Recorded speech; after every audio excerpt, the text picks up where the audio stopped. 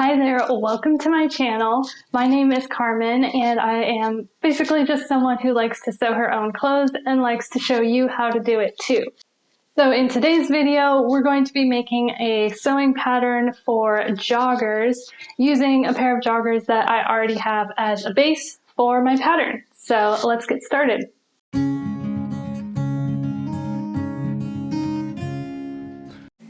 Okay, so I've got here my pattern paper, which is basically just medical exam room paper. I get it on Amazon and it is pretty cheap, so I really like it for making my patterns because I go through a lot of pattern paper. And I also have here my joggers that I really love the fit of. These are one of my favorite pairs of joggers, even though they're wearing out. So these are the ones that I'm going to be using as the base for my pattern. So I'm starting with the pattern for the front of the joggers. So to do this, I am folding the pants so that the back is towards the inside. So the two sides of the back are touching and the fronts are towards the outside. And then I'm just going to be folding it along all the seams, trying to be as careful as I can to get it right along those seams. So right here, I am evening out the crotch seam, and then I'm going to be lining up the inner leg seams and just flattening everything out so that the crotch and inner leg seams are laying flat.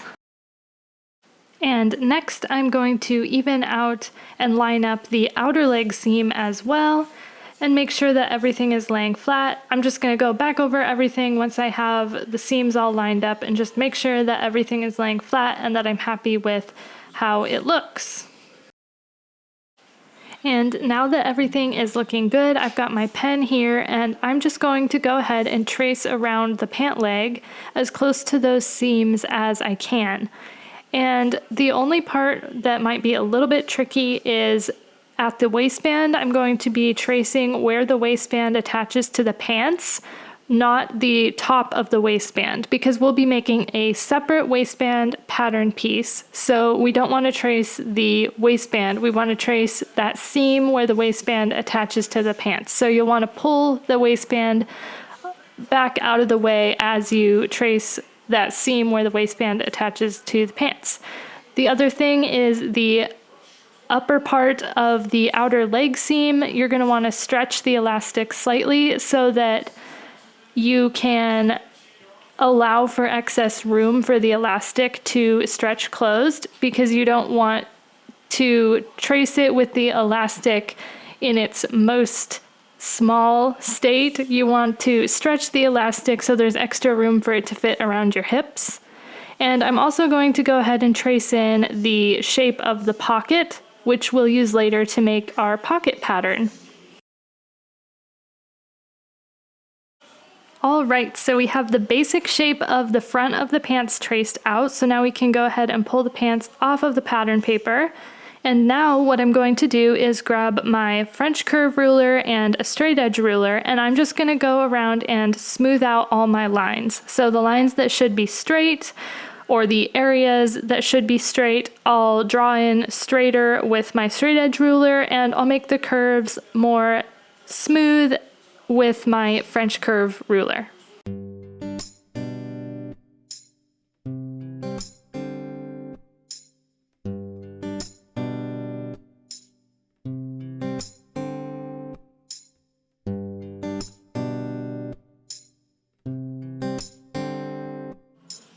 Next, I'm going to be making a few simple alterations to my pattern just based on things that I would have liked to change about the fit of the original pants.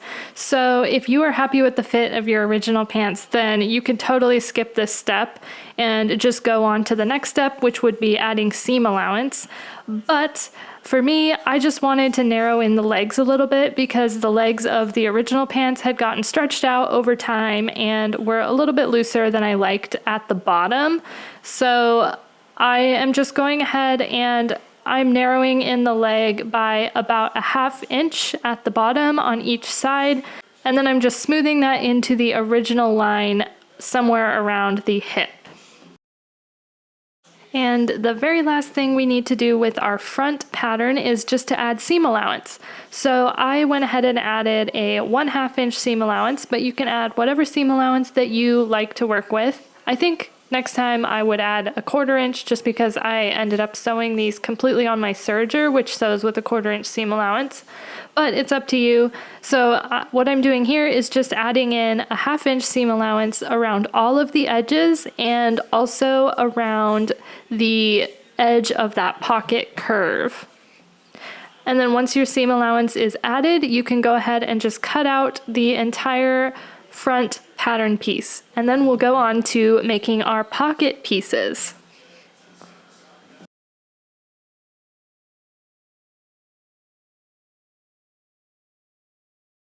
So making a pocket like this requires 2 pattern pieces, and the first is a pocket bag. So to make the pocket bag pattern piece, I just put some pattern paper underneath of that upper outer corner of my front pants pattern piece, and I just traced the shape along the top and the outer leg seam of the pants front piece. I traced down the outer leg seam about 8-ish inches, and I traced along the top in about 4 to 5 inches. Once I had the shape traced along the seams of the front, then I pulled the front pattern piece out of the way, and then I just drew in a rough curved shape for the pocket bag that seemed like it would fit my hand appropriately. And I smoothed out my lines with my French curve ruler and cut it out, and that is all there is to the pocket bag pattern. And now we are on to the pocket facing pattern. So to start, we need to just cut out that little corner of our front pattern piece right along the curved shape of the pocket. We only left that portion on to make our pocket bag pattern. And then I'm going to go ahead and place a piece of pattern paper underneath the pocket curve. Then I am going to trace the pocket curve onto my pattern paper, and I'm also going to trace down the outer leg seam another 4 or 5 inches, and along the waistline also another 4 or 5 inches. And next, I'm going to grab my pocket bag pattern piece again, and I'm going to line it up on my new pocket facing pattern. I'm going to line it up along that outer leg curve and also along the waistline at the top. And I'm just going to make sure that those lines line up, and then I'm going to cut around the curved part of the pocket bag with my rotary cutter so that the pocket bag and the pocket facing are going to have the exact same curve. Then I'm just going to go ahead and cut the pocket facing piece along that waistline curve, the outer leg curve, and also along the pocket curve, and that's all there is to the pocket facing pattern piece. Okay, so now we are moving on to the back. So the back is pretty easy now that we've done the front, so I'm going to do the exact same thing to make the back pattern piece as I did with the front. So I have my pants, I'm going to fold them so that the back is facing out and the front is towards the inside, and I'm just going to smooth them out along all of the seams just like I did with the front, and then I'm going to trace around the pants. Then I'm going to smooth out the lines with my rulers. Then I will alter my pattern just like I did with the front to take in about a 1/2 inch on either side at the lower leg, and then smooth that into my original lines. Then I'll just add seam allowance and then cut it out. So that's all there is to the back. And now we just have 2 more pattern pieces to make, and these are the easy ones. That would be the waistband and the ankle cuffs. So we need to measure the waistline of the back and the front pattern pieces so we know how long to make the waistband. So I'm just measuring with my tape measure along the waistline seam of both the back and the front, and I'm only taking the measurement of the stitching line, so that is not including the seam allowance. So just along that stitching line, which is a 1/2 inch from the cut edge of the pattern paper. So I'll go ahead and pop my measurements up on the screen now, and we'll do some math to figure out the pattern piece. Okay, so my back seam line measured 9 inches and the front was 7.25 inches. So the first thing that we need to do is multiply each of these measurements by 2, because there will be 2 backs and 2 fronts all sewn together. So when I multiply the 9 inches for the back by 2, then I get the full length of the back to be 18 inches. And when I multiply the measurement for the front by 2, I get a total for the front of 14.5 inches. Then, because I want my waistband to be in one piece with just a center back seam, not side seams, I'm going to add the measurements for the back and the front together. So when I add the 18 inches from the back to the 14.5 inches from the front, I get a total waistline length of 32.5 inches. And remember, this does not include seam allowances, so this is just the whole length all the way around the waistline of the pants. And the last thing that we need to do to get our final length for the waistband is to add 1 inch total of seam allowance. So adding 1 inch total will allow for a 1/2 inch on either end for seam allowance. So when you sew the ends together to form a loop, you will have a 1/2 inch extra of seam allowance allowed on either end. So based on these measurements, I cut my waistband 33.5 inches long and 5.5 inches wide. So it's just a rectangle that's 33.5 inches by 5.5 inches. And the reason I chose 5.5 inches wide was because that will allow me a waistband that is 2.25 inches wide, which will fit 2-inch elastic nicely. So that is the waistband pattern that I cut out. Next, we need to make the last pattern piece, which is the ankle cuffs. So to do this, I measured the ankle length along the seam line of both the front and the back pattern piece. So I did this exactly the same way as I did measuring the waist length. So I'm going to go ahead and pop those measurements on the screen now, and we will calculate our pattern for the ankle cuffs. Okay, so the first thing that we need to do is find the length around the entire ankle seam. So we're just going to add the measurement for the front of the ankle to the measurement of the back. And this is going to give us 9.25 inches around the entire ankle, but just like before, we need to add back in some seam allowance. So once again, we're going to add in 1 inch for seam allowance. So that brings us to 10.25 inches.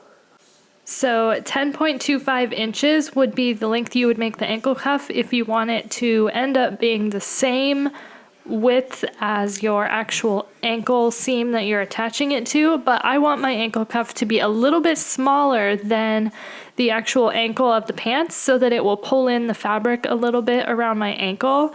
Because I'm not going to be putting elastic in the ankle cuffs, I just prefer not to have elastic around my ankles. So I'm going to be using the stretch of the fabric and making my ankle cuffs a little bit smaller and using that to pull in the fabric a little bit around my ankles. So I typically like to start by taking off about 20% off of the length of the cuff. So to do that, I'm going to multiply 10.25 by 0.2, which gives me 2.05 inches. And then I'm going to subtract that 2.05 inches from my original 10.25. And that will give me a measurement of 8.2 inches. So 8.2 inches is the length that I'm going to cut my ankle cuff pattern. And I'm also going to make it 5.5 inches wide, just like I did with the waistband.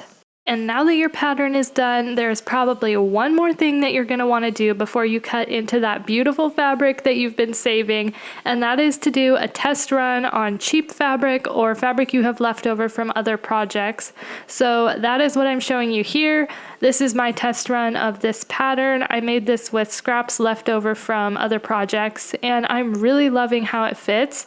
These are capri length because I didn't have enough fabric to make it full length, and because of the capri length, the ankle cuffs were too small and tight around my calves. I think it'll be fine in the full length version, and also I will probably add in a little bit more volume to the lower legs. I think I went a little bit too far with taking out volume in the lower legs, but for the most part I'm happy with it. So I hope that you enjoyed this video, and I'll see you in the next one.